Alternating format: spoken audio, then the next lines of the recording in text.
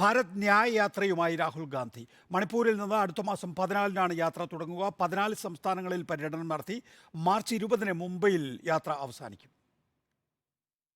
ലോക്സഭാ തെരഞ്ഞെടുപ്പിന് മുന്നോടിയായി നേതാക്കളിലും പ്രവർത്തകരിലും ആവേശമുണ്ടാക്കുകയാണ് കോൺഗ്രസ് ലക്ഷ്യം. ഇതിന്റെ ഭാഗമായാണ് രാഹുൽ ഗാന്ധിയുടെ ഭാരത് ന്യായ് യാത്ര. ജനുവരി 14-ന് മണിപ്പൂരിൽ നിന്ന് ആരംഭിക്കുന്ന യാത്ര നാഗാലാൻഡ്, അസം, പശ്ചിമബംഗാൾ, മധ്യപ്രദേശ്, ഉത്തർപ്രദേശ്, ഗുജറാത്ത്, മഹാരാഷ്ട്ര എന്നിങ്ങനെ 14 സംസ്ഥാനങ്ങളിലൂടെ കടന്നുപോകും. ബസ്സിലും കാൽനടയുമായി നീങ്ങുന്ന യാത്ര 6200 കിലോമീറ്റർ സഞ്ചരിക്കും. പൂർണ്ണമായിട്ടും സുതാര്യമായി നടത്തുന്ന ഒരു യാത്ര, സാധാരണക്കാരുടെ ഒരു യാത്രയായിട്ടാണ് യാത്ര വിഭാവനം ചെയ്തിരിക്കുന്നത്. മാത്രമല്ല ഇതൊരു ഡിഫറന്റ് മോഡാണ്. നേരത്തെ പദയാത്ര 4500 കിലോമീറ്റർ നടത്തി കഴിഞ്ഞു, കന്യാകുമാരി കാശ്മീർ വരെ. ഇന്ത്യയിൽ ഇത്രയും വലിയൊരു യാത്ര ആര് നടത്തിയിട്ടുണ്ട്?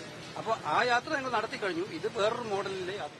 ഭാരത് ന്യായ് യാത്രയുടെ ഉദ്ഘാടനം ഇംഫാലിൽ മല്ലികാർജ്ജുൻ ഖാർഗെ നിർവഹിക്കും. തെരഞ്ഞെടുപ്പ് ഒരുക്കങ്ങളെ ബാധിക്കാത്ത രീതിയിലാണ് യാത്രയുടെ ക്രമീകരണം. തെരഞ്ഞെടുപ്പ് ചർച്ചകൾക്കും ബാക്കി കാര്യങ്ങൾക്കുമായി ദില്ലിയിൽ സംവിധാനമൊരുക്കും. കഴിഞ്ഞ ദിവസം ചേർന്ന കോൺഗ്രസ് പ്രവർത്തക സമിതി യോഗത്തിൽ 2ാം ഭാരത് ജോഡോ യാത്ര നടത്തണമെന്ന ആവശ്യമുയർന്നിരുന്നു. റിപ്പോർട്ടർ, ദില്ലി.